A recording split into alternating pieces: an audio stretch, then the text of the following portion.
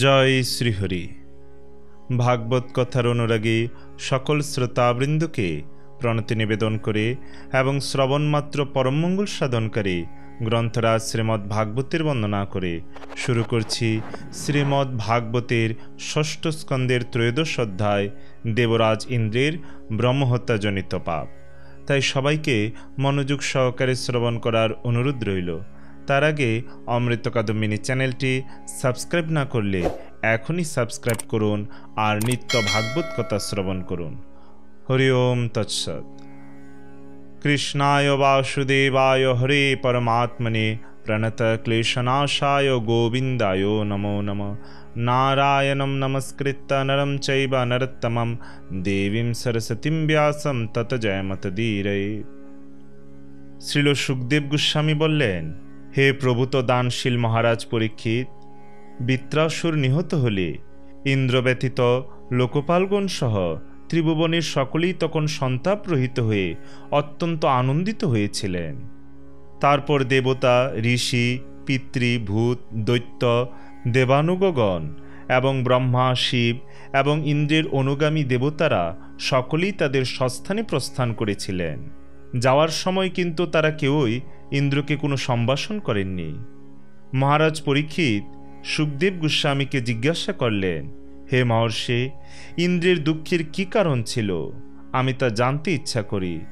তিনি যখন বৃত্রাসুরকে বধ করেছিলেন তখন সমস্ত দেবতারা অত্যন্ত আনন্দিত হয়েছিলেন, তাহলে ইন্দ্র কেন অসুখী ছিলেন? শ্রীল সুখদেব গোস্বামী উত্তর দিয়েছিলেন, বৃত্রাসুরের বিক্রমে উদ্বিগ্ন হয়ে তাকে বধ করার জন্য সমস্ত ঋষি এবং দেবতাগণ যখন ইন্দ্রের কাছে অনুরোধ করেছিলেন তখন ইন্দ্র ব্রহ্মহত্যার ভয়ে ভীত হয়ে তাতে অস্বীকার করেছিলেন। দেবরাজ ইন্দ্র উত্তর দিয়েছিলেন, বিশ্বরূপকে বধ করার ফলে আমার যে পাপ হয়েছিল তা স্ত্রী, ভূমি, বৃক্ষ এবং জল অনুগ্রহপূর্বক বিভক্ত করে গ্রহণ করেছিল, কিন্তু এখন আরেকজন ব্রাহ্মণ বৃত্রাসুরকে বধ করলে সেই ব্রহ্মহত্যার ও পাপ থেকে আমি কিভাবে মুক্ত হব? শ্রীল সুখদেব গোস্বামী বললেন, দেবরাজ ইন্দ্রের এই বাক্য শ্রবণ করে মহান ঋষিগণ বলেছিলেন, হে দেবরাজ, তোমার মঙ্গল হবে, তুমি সেই জন্য কোনো ভয় করো না। আমরা তোমাকে দিয়ে অশ্বমেধ যজ্ঞ করাবো, তার ফলে ব্রহ্মহত্যাজনিত পাপ থেকে তুমি মুক্ত হবে। ঋষিরা বললেন, হে ইন্দ্র, অশ্বমেধ যজ্ঞ অনুষ্ঠানের দ্বারা পরম পুরুষ পরমাত্মা পরমেশ্বর নারায়ণের প্রসন্নতা বিধান করার ফলে তুমি সমস্ত জগৎ বজ্জনিত পাপ থেকেও মুক্ত হতে পারবে। অতএব বৃত্তবোধের আর কি কথা? ভগবান শ্রী নারায়ণের পবিত্র নাম কীর্তন করার ফলে ব্রাহ্মণ, গাভী, পিতা, মাতা অথবা গুরুহত্যার পাপ থেকেও মুক্ত হওয়া যায়। শূদ্রাধম, শপথ এবং চণ্ডাল আদি পাপীরা পর্যন্ত এইভাবে সমস্ত পাপ থেকে মুক্ত হতে পারে। আর তুমি ভক্তিমান এবং আমরা তোমাকে মহান অশ্বমেধ যজ্ঞ অনুষ্ঠান করতে সাহায্য করব। তুমি যদি এইভাবে ভগবান নারায়ণের প্রসন্নতা বিধান করো তাহলে তুমি ব্রাহ্মণ সহ সমস্ত প্রাণী হত্যা করলেও পাপে লিপ্ত হবে না। অতএব বৃত্রাসুরের মতো দুষ্ট অসুর হত্যাজনিত পাপের আর কি কথা? শ্রীল সুখদেব গোস্বামী বললেন, ঋষিদের বাক্যে অনুপ্রাণিত হয়ে ইন্দ্র বৃত্রাসুরকে বধ করেছিলেন, কিন্তু বৃত্রাসুর নিহত হলে সেই ব্রহ্মহত্যার পাপ ইন্দ্রকে আশ্রয় করেছিল। দেবতাদের পরামর্শে ইন্দ্র বৃত্রাসুরকে বধ করেছিলেন এবং সেই পাপের ফলে তাকে দুঃখভোগ করতে হয়েছিল। অন্যান্য দেবতারা যদিও তার ফলে সুখী হয়েছিলেন, কিন্তু ইন্দ্র সুখী হতে পারেননি। ঐশ্বর্য, ধৈর্য আদি অন্যান্য সদ্গুণ তাকে সেই পাপ থেকে মুক্ত হতে সাহায্য করেনি। ইন্দ্র দেখলেন চণ্ডালিনীর মতো মূর্তিমতী ব্রহ্মহত্যা তার পশ্চাধাবন করে আসছে। তার দেহ জরাগ্রস্ত এবং তার ফলে তার অঙ্গ থরথর করে কাঁপছে। সে যক্ষারোগগ্রস্ত এবং তাই তার দেহ ও পরিধেয় বস্ত্র রক্তে রঞ্জিত। তার শ্বাসবায়ু মৎস্যের মতো অসহ্য দুর্গন্ধ ত্যাগ করছে এবং তাতে পথ পর্যন্ত দূষিত হয়ে গিয়েছে। সে ইন্দ্রকে দাঁড়াও দাঁড়াও বলে পশ্চাধাবন করছে।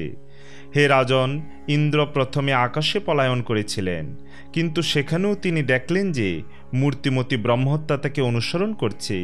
তিনি যেখানেই গেলেন সেখানেই সেই পিশাচী তাকে অনুসরণ করেছিল। অবশেষে তিনি দ্রুত বেগে উত্তর পূর্ব কোণে মানস সরোবরে প্রবেশ করেছিলেন। ইন্দ্র সেই মানস সরোবরে অন্যের অলক্ষিতভাবে ব্রহ্মহত্যাজনিত পাপ থেকে মুক্তির উপায় চিন্তা করতে করতে পদ্মনাল তন্তুতে 1000 বৎসর বাস করেছিলেন। অগ্নিদেব সমস্ত যজ্ঞের ভাগ তার জন্য আনয়ন করতেন, কিন্তু জলে প্রবেশ করা তার পক্ষে অসম্ভব ছিল বলে সেই দীর্ঘকাল দেবরাজ ইন্দ্র প্রায় অনাহারেই ছিলেন। যে পর্যন্ত ইন্দ্র জলে পদ্মনাল তন্তুতে বাস করছিলেন, সেই সময় পর্যন্ত নহুষ তার বিদ্যা, তপস্যা এবং যোগবলে স্বর্গলোকে শাসন করার যোগ্যতা সম্পন্ন হওয়ার ফলে স্বর্গরাজ্য শাসন করেছিলেন। কিন্তু নহুষ সম্পদ এবং ঐশ্বর্য গর্বে মদান্ধ হয়ে ইন্দ্রপত্নী শচীকে ভোগ করার অবৈধ বাসনা করেন। তার ফলে নহুষ ব্রহ্মশাপে সর্পজনে প্রাপ্ত হয়েছিলেন। দিগদেবতা শ্রীরুদ্রের প্রভাবে ইন্দ্রের পাপ ক্ষীণ হয়েছিল। ইন্দ্র যেহেতু মানস সরোবরে পদ্মবনস্থিত বিষ্ণুপত্নী লক্ষ্মীদেবীর দ্বারা সংরক্ষিত হয়েছিলেন, তাই তার পাপ তাকে প্রভাবিত করতে পারেনি। চরমে ইন্দ্র নিষ্ঠা সহকারে ভগবান শ্রীবিষ্ণুর আরাধনা করার ফলে তার সমস্ত পাপ থেকে মুক্ত হয়েছিলেন। তারপর তিনি ব্রাহ্মণদের আমন্ত্রণে পুনরায় স্বর্গলোকে ফিরে গিয়ে দেবরাজ পদে অধিষ্ঠিত হন। হে রাজন, দেবরাজ ইন্দ্র স্বর্গে ফিরে গেলে ব্রহ্মর্ষিরা তার কাছে এসে পরমেশ্বর ভগবানের প্রসন্নতা বিধানের জন্য অশ্বমেধ যজ্ঞে তাকে যথাযথভাবে দীক্ষিত করেছিলেন। ব্রহ্মর্ষিদের দ্বারা অনুষ্ঠিত অশ্বমেধ যজ্ঞ ইন্দ্রকে তার সমস্ত পাপ থেকে মুক্ত করেছিল, কারণ তিনি সেই যজ্ঞে পরমেশ্বর ভগবানের অর্চনা করেছিলেন। হে রাজন, তিনি যদিও মহাপাপ করেছিলেন, তবুও সূর্যের তেজে কুজ্জটিকা যেমন বিনষ্ট হয়ে যায়, ঠিক সেইভাবে তার পাপ বিনষ্ট হয়েছিল। দেবরাজ ইন্দ্র মরীচি আদি মহর্ষিদের দ্বারা অনুগৃহীত হয়েছিলেন। তারা পরমাত্মা পুরাণ পুরুষ ভগবানের আরাধনা করে যথাবিধি যজ্ঞ অনুষ্ঠান করেছিলেন।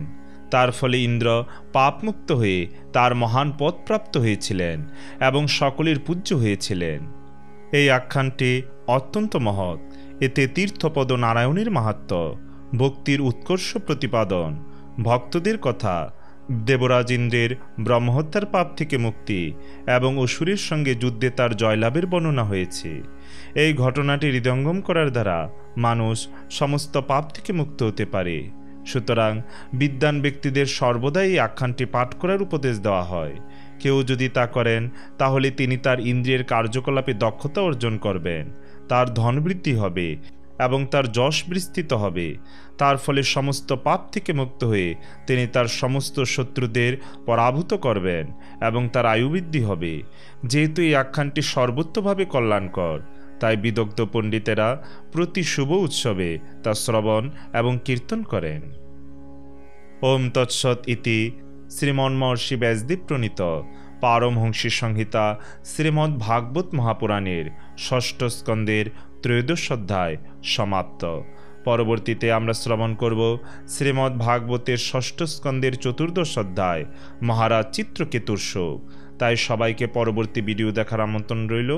জয় জয় গ্রন্থরাজ শ্রী শ্রীমদ্ ভাগবত মহাপুরাণের জয়। জয় জয় ভাগবত কথা শ্রবণকারী ভক্তবৃন্দের জয়। জয় শ্রীকৃষ্ণ চৈতন্য প্রভু নিত্যানন্দ শ্রী অদ্বৈত গদাধর শ্রীবাসাদি শ্রী গৌর ভক্তবৃন্দ। হরে কৃষ্ণ কৃষ্ণ কৃষ্ণ হরে হরে, হরে রাম রাম রাম হরে হরে। জয় শ্রী হরি।